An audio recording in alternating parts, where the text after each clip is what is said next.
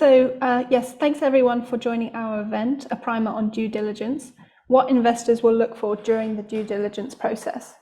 So after months of endless pitching and meetings, you finally secured investors' interest into your company.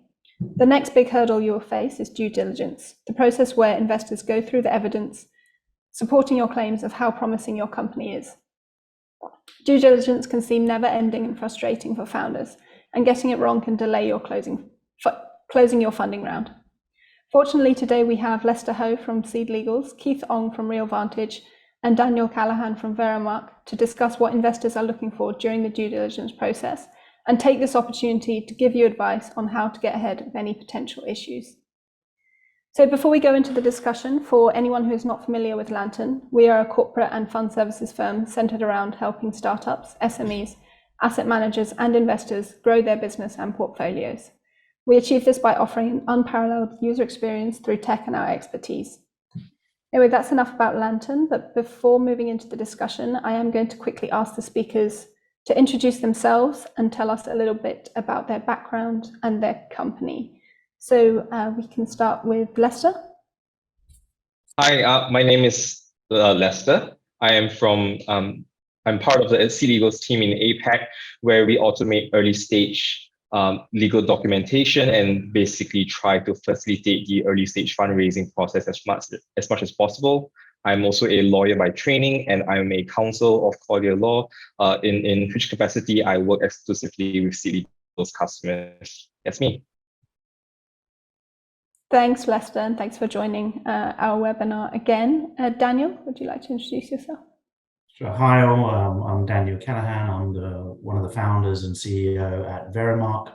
Verimark is a global pre-employment screening platform.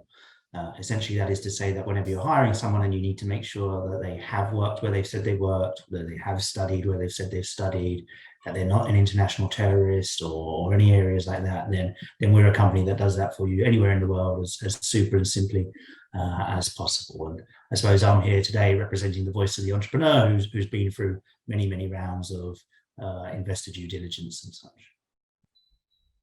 Thanks, Daniel. It'd be great to get your insight. And yeah, finally, Keith. Thanks. Very good morning. I'm Keith. I'm the co-founder of Real Vantage. We are an online real estate investment platform. We are licensed by NAS. Real Vantage basically provides real estate investment opportunities in developed markets. Investors can come in and invest on with fractional sums. A bit about myself. I've been in a real estate fund management business close to 20 years. Yeah, I used to manage money on behalf of large pension funds, sovereign funds, and then we started Real Vantage 4 years ago, really with a mission to provide real estate investments for the layman, really. Right. Thanks. Thanks, Keith, and thanks to all the speakers for introducing themselves. So really excited to have you on the panel today. So I'll just dive straight into the questions. And starting off with kind of a general question, do you have any advice to founders that have just set up their entity? Like, what are some of the processes or steps they can take to ensure that due diligence is going to be easy in the future? Maybe Lester, can you start with this one? Yeah, sure, happy to. So as I usually tell founders, the fundraising process really starts on day one, especially for early stage companies. From the day you incorporate, you have to set yourself up for the fundraising process. And that also involves the DD process that we're talking about right now. And in my view, the best way that a startup founder can position the company to facilitate the DD process is really to keep tabs on every single document that the company comes across or enters into. So for example, your incorporation documents, please make sure that you store them properly. Your share certificates, especially physical share certificates, please make sure that you know where you've been keeping them. Other things are like, for example, make sure that you have good copies of all employment agreements that you've entered into, key vendor contracts. Just basically keep a table of all these documents, store them in an easy to access folder, organize them properly. right? And as long as you keep, being diligent about this process, this file organization process, when you eventually give access to those folders to your investors, it'll be a much easier process, because otherwise they'll always be asking you, okay, where do I find this contract? Where do you guys have this contract? And honestly, as a lawyer, I've done so much DD for my clients. And the thing that I hate most is when I enter a folder and I see all the files that are poorly named, right? It's just employment contract version 2 point something X. And I'm like, so is this a final agreement? Is this the earlier agreement? It's very hard to tell. So also put in the extra effort to name your files properly. And that just makes it a whole lot easier for everyone. Thank you, Lester. That's some really good points. And yes, I think working as corporate secretary before myself, I've kind of seen my fair share of records not being kept properly when we receive some client folders. But yes, Keith, do you have any additional input on this? Yeah, I think just to add on to that, two important things I feel for founders to do. Number one is always ask the investor for their DD list. What is the items that you want to see, right? Most of them will go to their lawyers and they'll flesh out a whole list of stuff, the same stuff that Lester has mentioned, corporate documents, ESOP agreement, whatever comes out, right? So that you are well prepared in advance what they want, right? Second thing is, before they run into a due diligence, knock out a term sheet. Very important to knock out a term sheet. What are the key principal terms for the investment? What is the valuation they're going into, how long the due diligence process is going to take, when are they ready to fund, and all this have to be knocked out clearly into a term sheet. Right? So generally keeps everybody on the same page on what needs to be done. Right? So these are the two things to watch out for.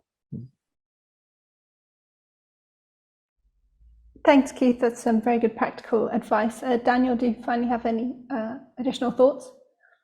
No, I think much like Lester and Keith, it's important to be organized early, even as from day one of setting up your entity, you'll start having memorandums or articles of association and stuff. So you'll get like 3 or 4 documents straight from the get-go that you don't want to have to be digging around for at a later date. So the sooner you can just start centralizing those corporate documents, as well as any other key legal documents, then your life will be just a lot easier when you are trying to scrabble around and do it all for an investor this time. And again, one sort of little tip and trick that we found that worked very easily was actually just setting up a legal@something email address.com, right? So legal@verimark.com, and then instantly just being able to forward any of those documents straight to your own inbox, so that you started building a repository of all of those as they went along, or for every client contract that would get CC'd in it, so that you had a central inbox for all that sort of legal stuff that you could always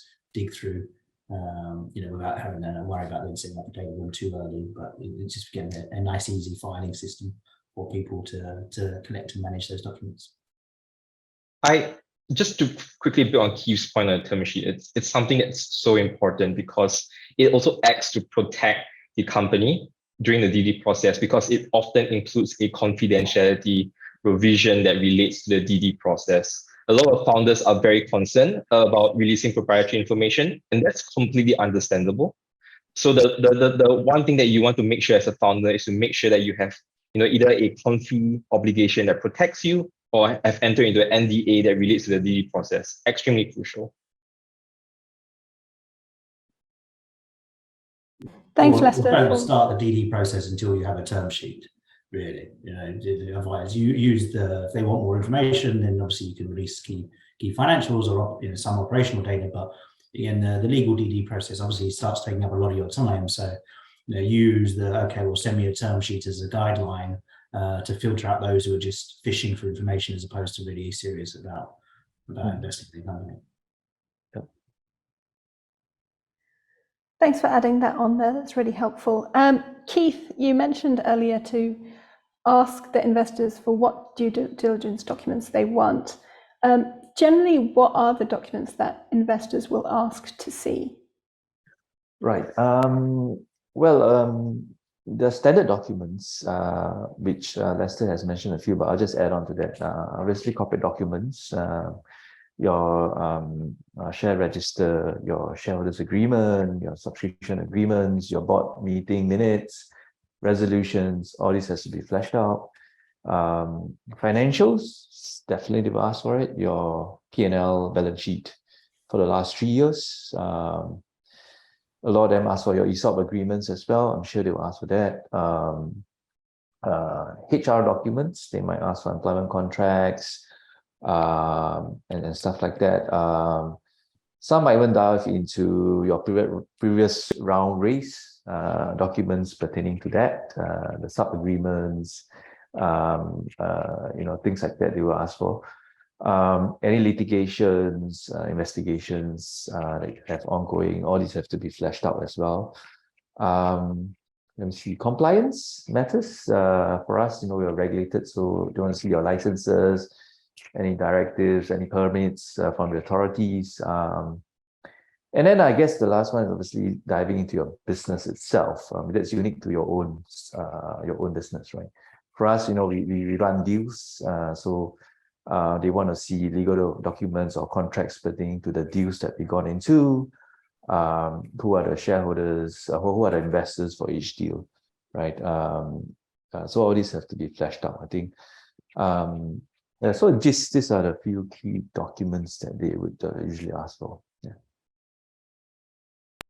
Thanks, Keith. That's very comprehensive, very useful. So I'm not sure if Daniel or Lester has anything more to add on to that. But Daniel, is there anything that you may think additional investors will ask for? To the list rather than sort of adding to Keith's list, there is there's a chap on the internet called James Green from DQ Ventures. It's dqventures.com, and he recently, about 2 weeks ago, or a week ago actually, wrote an excellent blog post around what to put in a DD room and how to set it up as an early stage venture. And if you can find dqventures.com online and the blog post by James Green, then actually you'll get a really fantastic list of all the early things that you should be putting in. But broadly, it's just about making sure they look super organized, that all of the legal documents and the business planning documents, like your budget, your cap table, your client contracts, any examples of a marketing budget and pipeline and stuff, are all broken out very clearly and there for people to find. Because again, ultimately, from any sort of DD process, all you're trying to do is get through it as quickly as possible. So the more prepared you can be in advance, the easier you make it for the investor, then ultimately the better the outcome for all involved. Yeah, to add to that, I would just say it's very difficult to map out the entire universe of all DD processes. And the DD process often is informed by the stage at which your company is at within the corporate life cycle. So in a very early, a DD for a very early stage startup looks very different from a DD for a late stage exit. And my advice to founders would be to think about what your investors would be interested in relative to the stage that your company is at within the corporate life cycle. So I did a lot of early stage startups, and at that stage, investors tend to be concerned with just a handful of things, really. One is share title and share capital, which Keith has talked about. And here, what we are looking for is a chain of title, right? So do you have the proper resolutions that have issued the shares properly, or have shares been improperly issued? Basically, investors are really concerned that when they subscribe for a certain percentage of the company, that's what they are actually getting. That's why they want to make sure that everything that you said about the share and cap table of your company is accurately reflected in the documentation. The second thing that investors tend to be really concerned about in early stage companies is that everything to do with IP has properly been squared away. Meaning, for example, is all the IP, all IP assignment agreements in place? For example, do you outsource certain R&D? And if so, is the IP properly assigned to your company? Because at the very early stages, all your company is worth is really the IP. You may not have revenue yet. You may not have any business or contracts yet. So really protect the things that are core to your business at that stage. This would, of course, vary when you get to late stage where, for example, in a PE exit situation, investors will be concerned about, profitability, business contracts, vendor contracts, supplier contracts, and things like that. So again, what kind of documents the investor looks for will vary depending on the stage their company is at. I think just want to add on a point about disclosing documents. My view, it's important to be as transparent as possible. That's how I see things. Even if they might not have asked for it, but you think it's important to disclose, and put it in your due diligence items, right? It's actually helping yourself. So startup founders, my advice to keep it out there. Why I say that is because the more you give, the more you minimize or reduce your reps and warranties, right? This all comes in what we call the disclosure document that I've given you. All this stuff we already said to you upfront, so you cannot come around later and start to bite me and say, why didn't you tell me this? Why didn't you tell me that? Right? So that's so important when you run your due diligence process. So be as transparent as possible. Yeah, you might run the risk that the guy falls off and whatever he finds and say, oh, there's some liabilities, I'm not comfortable with. But that's a risk you take, but it's better to do that to protect yourself, right? You disclose as much as you can, and this becomes your disclosed information to him as the investor. And that cuts away all your reps and warranties, all right? Minimize it, not cut away entirely, but it minimizes that. Maybe Lester might like to have a view on that as well, yeah. Oh, no, I completely agree. The thing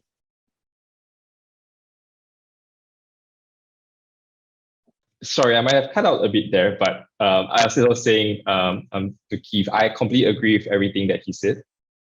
Startup founders tend to have a struggle when it comes to certain things that should I hide this from my investors? Or this doesn't look so great. I actually don't have this, right? So sometimes, for example, even when it comes to really important things like, I lack an agreement that assigns all the IP that my employees have created for me. It's something that, now I'm learning in this webinar that investors are looking for, but I don't have something like that. Should I try to create one or fabricate one, or should I try to conceal the fact that I don't have one? My advice to such founders is just let your investors know, hey, this is something that was an oversight on our part, but we can fix this. And you can fix this in very many ways. You can, for example, in the subscription agreement, undertake to enter into these IP assignment agreements within a certain amount of time from the time the money comes in. At the very least, then you start establishing a relationship with your investor. You start setting expectations, because the last thing you want really is for your investors to join the board or join your register of shareholders and then realize that, hey, actually, you may not have been fully honest about the state of your company. Thank you both. That's really good insight. And yeah, I completely agree. It's better to be transparent upfront.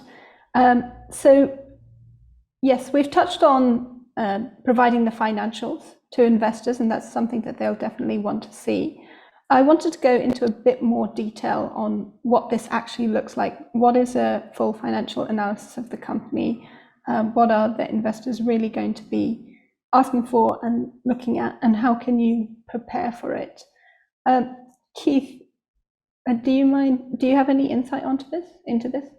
Okay, financials, obviously your financial statements are very important, and you should, it's painful, but you need to keep good track record, good records of this, your P&L and balance sheet. Even if you have many entities, you have to make sure these are tight. Spend money on this. Don't save money on this. Get a good accountant, and to keep track of all this, right down to your general ledgers.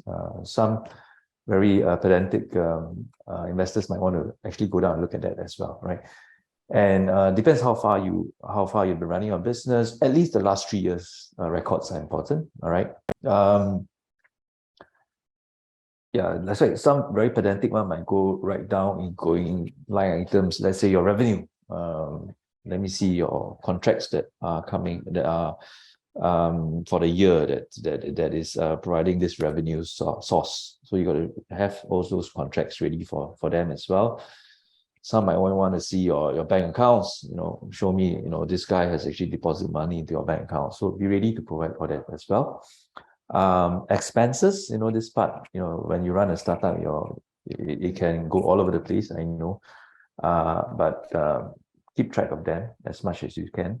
Use technology to help you, the many ways to keep track of expenses. And I think the other important thing is financial analysis. When someone comes in and invests into your company, they're looking forward, right? And obviously you would have given them a valuation, which is based on certain multiples. It could be a multiple of, let's say, your revenue, right? 10 times your revenue, 20 times your revenue, okay? So what I do is I give them a cash flow model of how I see the valuation growing over the next few years, right? It could be a 5-year projection, 3-year projection, right? And then I would have some data to justify how I would grow those numbers to that stage, right? So that's how I do it. So whether they believe me or they understand is up to their discretion, or it's up to them. But this is how I would justify my numbers and my valuation, right? Let's say my revenue is going to go 5 times every year, and it's important that you demonstrate how it's going to go 5 times every year. You go down into your maybe previous history of how they have grown, the rate of growth, and you extrapolate that. And so you provide those justifications for your numbers. So this is important, right? Obviously, everybody has a view. These are assumptions that you make. It's up to them to whether they believe in your assumptions or not. But I think it's important that you have a set like that, because I think fundamentally everybody is looking at numbers. So valuation comes in, they buy you at this price, they want to exit at 5 years' time, they expect valuation to go there, and they want to know exactly how they're going to get there. So you're going to map it out for them. Yeah, that's how I do it. Yeah. Thank you, Keith, Thanks. for that insight. Daniel, do you have anything to add on? Yeah, I would say obviously the level of financial due diligence, right, and what is possible for financial due diligence will vary at every stage of the company, right? So if you are just setting up, obviously you've got no clients, there's very little point in doing any financial due diligence, or there's very little financial due diligence to be done. Even as a seed stage business, again, your revenues aren't meaningful and so forth. And it's only really as you get in sort of Series A or Series B that you'll start to see companies really digging in to do some deep analysis into historic spends and so forth. And if you look at the FTX angle, then obviously sometimes they don't even bother doing it even then. But I think to Keith's point, what they are obviously looking at is one, how prepared you are or how organized you are, right? So have you set up a proper P&L structure so that you can look at your monthly rents? Even at the early stage, they may look at some bank statements just to make sure that money is coming in, so that the clients that you say are clients are genuinely clients. But that's more of a that's certainly less common at an early stage than you'd expect, and probably rightly so. But I think again the key part around the financial analysis, and certainly again as an early stage, is as Keith said, it's much more forward-looking, right? So what are the assumptions that you are making about your business, and how does that translate into a business model and forecast? So how many customers do you need to speak to in order to get one, or how many people do you need to speak to in order to get one client, right? Is that realistic? How much do you think that one client is going to spend? How long do you think you can keep that one client spending that amount, right?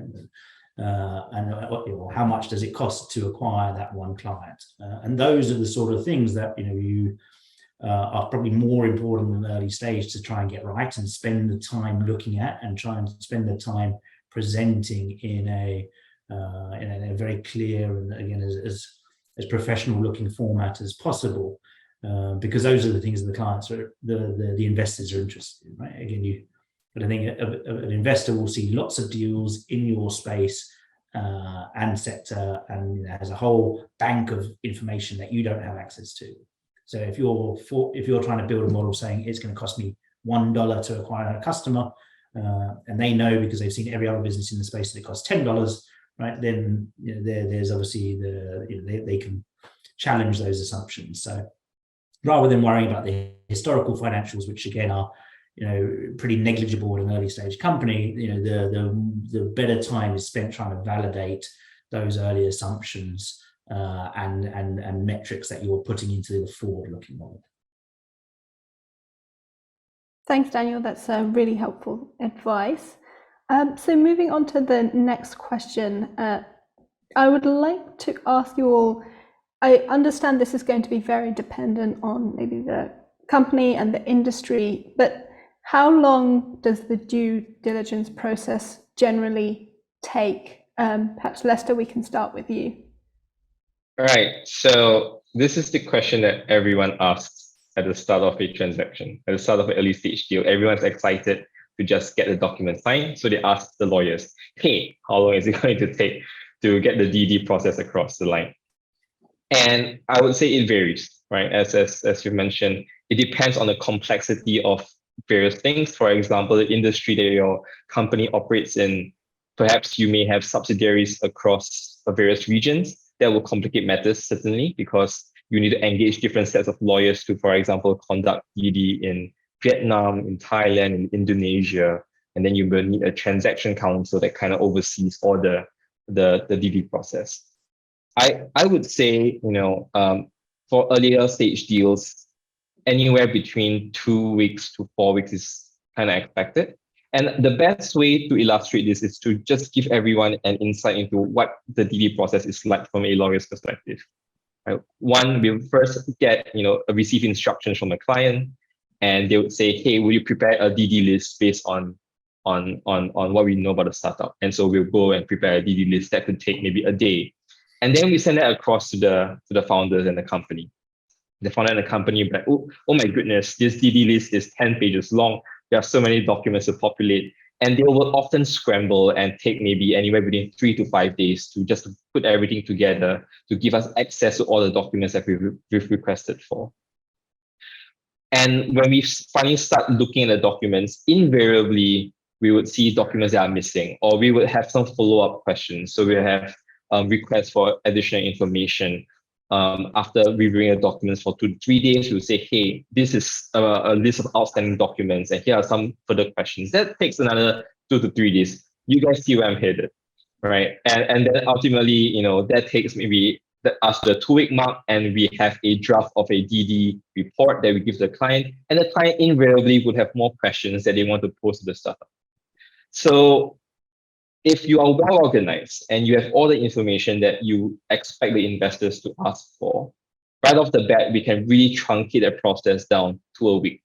It's possible, but I would say it's unlikely and unrealistic for a lot of startups. So when you are commencing a DD process, don't be overly optimistic. Don't expect it to end within the week.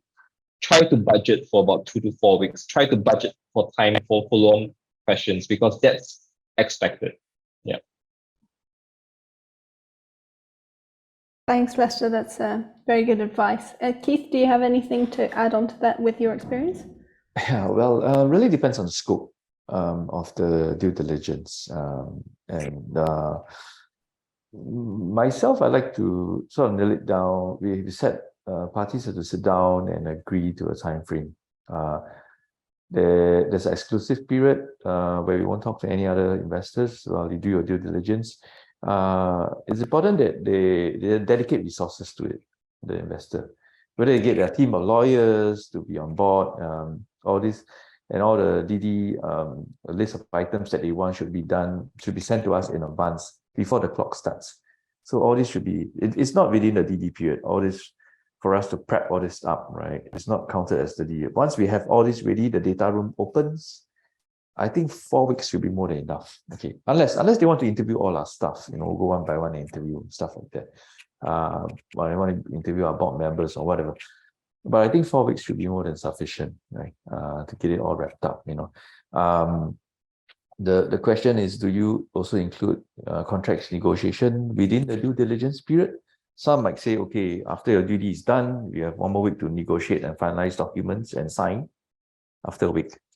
So it's 4 weeks plus 1 week, So 5 weeks to wrap it all up, And then there's certain periods for completion before their funds come in, things like that, So that's how we usually do it. We try to keep it tight.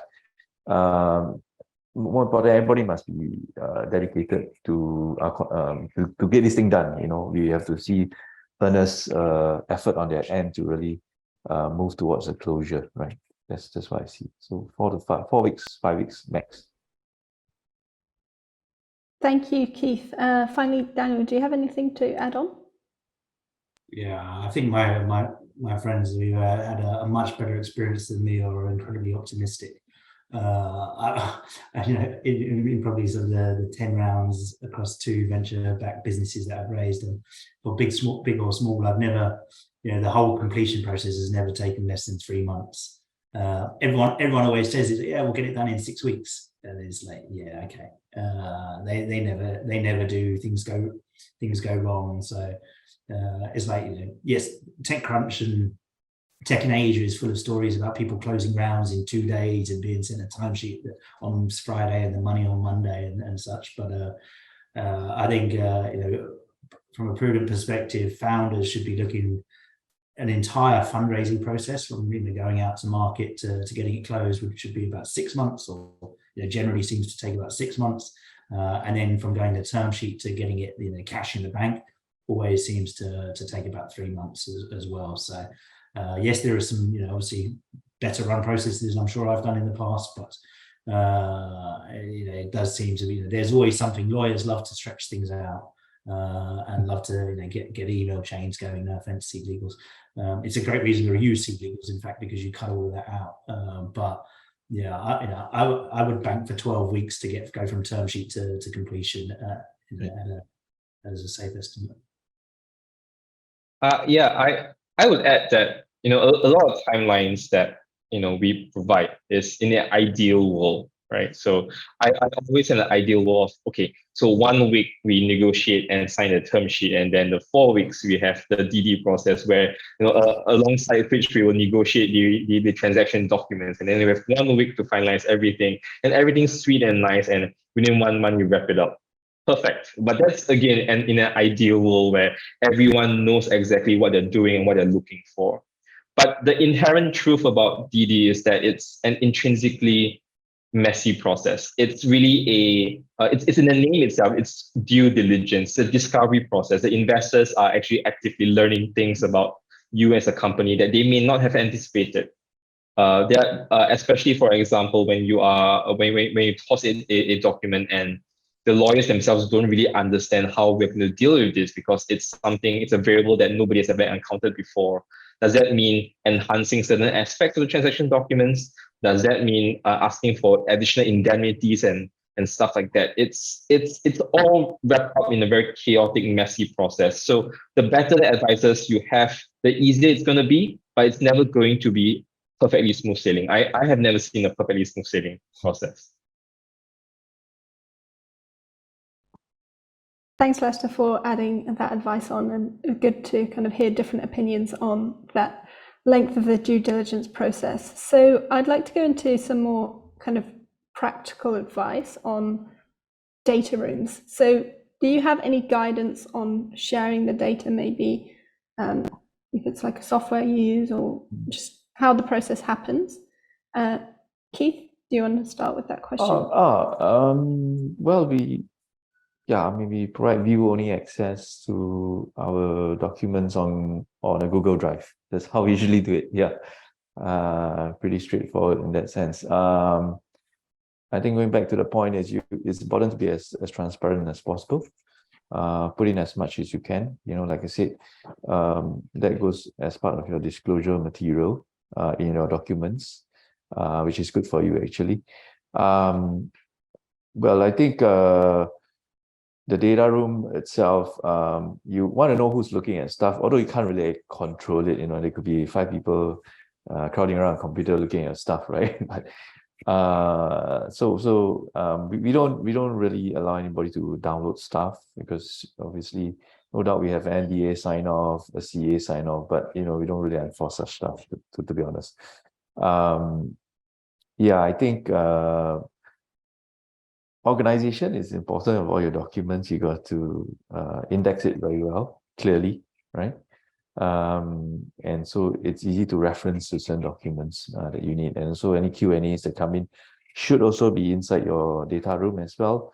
Use that as your source. They ask questions, you answer them. Everything should be kept there and not just go on, WhatsApp chat and stuff like that. Let's not do that.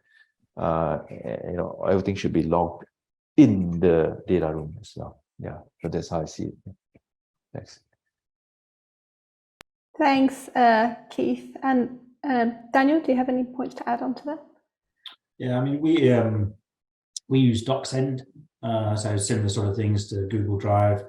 I think it's the one advantage with DocSend as opposed to Google Drive is you get to see who's accessed it, and you get to track their activity levels. So again, if you're trying to move a process along and you know that you've sent them access to the documents and they still haven't read it in 4 days, it's also a good indication of who's serious or not.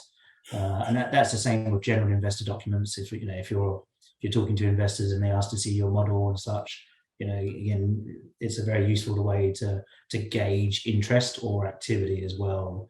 And then you can partition it and let other people only see certain stuff. And I think so, but I don't think you need to overinvest in a digital data room or any of that sort of stuff. DocSend's like £20 a month, $20 a month. So it's an excellent tool that then helps you sort of track it, and it is very easy to manage. But so I would advocate that for sure. Thanks, Daniel. That's a really good piece of advice. I hadn't heard of DocSend myself, so I'll definitely check it out after this webinar. Lester, how about you? Anything to add? I would say that back when I first started practice, I didn't really get virtual data rooms in the form of Google Drive or Dropbox. Right? We tend to use dedicated service providers like Intralinks and stuff like that. The benefit of things like Google Drive is that it's free, right? And then nobody really wants to spend more money than they need to for what is essentially a file sharing service. But what I like to stress is that it's very important for that for everything to be logged, as Keith said, right? And as Daniel said, the trackability of who have access to documents, when they have access to documents, those are really important metrics, because it's a lawyer's nightmare. For example, if I log in on a Monday, I access a set of documents, and then I log in again on a Wednesday, and the documents there are different, right? And sometimes Google Drive, for example, doesn't really keep a very intense and detailed log of what has happened to various documents. Have they been amended overnight? Have they been replaced overnight? How do I know that document 1.1.1 on Monday is the same document as 1.1.1 on Wednesday? Right, and that's something that we both the company and the investors should be really concerned about, because in some transactions, at the very end of the day, what is appended to the disclosure letter is an index list of documents, a physical index of documents that says that, okay, we both agree that those are the documents that everyone has reviewed, and everyone is very particular to make sure that those documents that are named on that index are the precise documents that actually somebody has seen, right? You do not want any dispute as to the veracity of the documents. And so when the only advice that I have is, as a lawyer, I'm not too concerned what service you use, as long as you are disciplined about using those services. If you create problems, for example, I've seen situations where another version of the document was clearly uploaded, and that gave us a dispute as to, you're not being honest, you're not being fully candid. And that just drags out the DD process unnecessarily. So just be wary of that. Try to make sure that you have an immutable data room. I think I just have one more point to add. In the data room, it's also important to get your lawyers to be fully appraised of the documents that are uploaded in there. They need to understand every single doc that's in there. They may not read every single one, but at least they know what it's all about. Because when it comes to the subscription agreements and when you finalize documents, right, or when they flesh out issues in their DD for discussions, right, at least your lawyers are aware. So founders do. It's important that you get your lawyers. You should get your lawyers to really comb through all of the documents, understand them inside out as well. And then when it comes to contract negotiation, it's a lot more efficient. Rather than the investor talks about something, and your lawyer is totally absolutely clueless about what it's all about. That's where it's an issue, right? It just drags out the whole negotiation process as well. And he's got to spend time to go understand that and come back to you, ask questions, all that. It's just not productive. Right? Yeah, just one point to add. Yeah. Okay, great. Thank you for all of your advice on that. So we're just going to finish on a question which kind of invites you to do some storytelling and maybe scare some people into making sure that they take their due diligence very seriously. But starting with Daniel, have you ever seen an investment fall apart at the due diligence stage? So thankfully, personally, no. I mean, obviously it'd be very annoying. You have seen there's an old saying in sales that time kills deals. And I think it's very true equally, however, of the investment process, because economics, climate change, markets change, people's perceptions of what's hot, what's not change. So again, letting any deal drag on or letting any DD process drag on, is always highly dangerous for the business. And again, you only need one bad month for the investor to get spooked and then say, okay, well, let's change or back out until obviously the contract is signed. Obviously they have full rights to do that. So again, I think what we have seen is deals drag on, very long because the people haven't been properly prepared in the forefront. And I think again, as a founder or entrepreneur, you're going through an investment process. You're trying to create this sense of urgency and this sense of fear of missing out. They talk about this FOMO. So if you're all of a sudden taking 2 weeks to get back to the people with a due diligence document or with a folder or with some extra information, it means no one else has asked for that information before, right? Which means that there's no competition in this deal, which means that the investor can take their time. So, again, it really comes down to what you should be doing is, before you start the fundraising process, it's highly advisable to get a lot of these things done and ready. Because then the second you're asked for them, you can send them across, and obviously it reflects well. But again, it doesn't give any indication that you're underprepared or that it's not a hot deal. And I think that's really again all you're trying to do is get from A to B and get the paperwork signed. So the ones that we have seen have gone really badly, or rather been at the risk of falling apart, is where the time it's taken to prepare the information has caused the market to change or the business's performance to change, and that then subsequently means everyone is happy to wait another month because again there's no real sense of FOMO or urgency to get that deal done. So really just hyper important to go before you start the fundraising process, get a lot of this stuff prepared in advance. Thanks, Daniel. That's a really interesting point, kind of focusing on the psychology of the investors and seeing, if they are at risk of missing out or if they can take their time. So thanks for that. Lester, how about yourself? I have never seen a deal fall apart at the DD stage, but I have seen a deal that was almost scuttled. Like we came dangerously close to having the deal scuttled. And that was because of a mistake on, I think, both the company and the investors' part.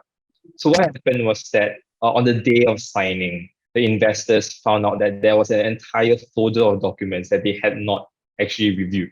It was a nested folder. It was hard to find. Again, right, which underscores the importance of organizing your folders properly.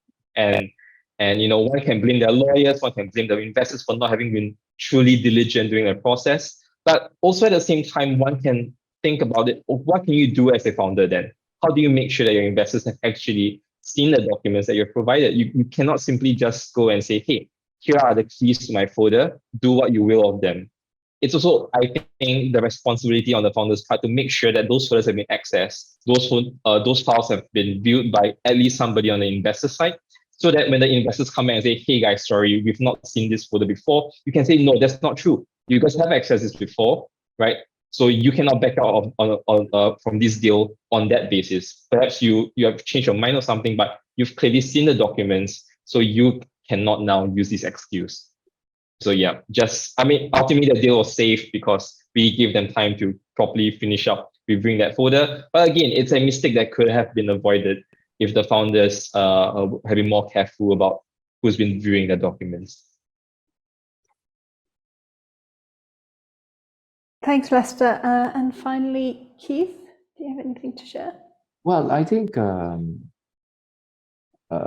due diligence stage, if you are as transparent as you can be, as open as you are,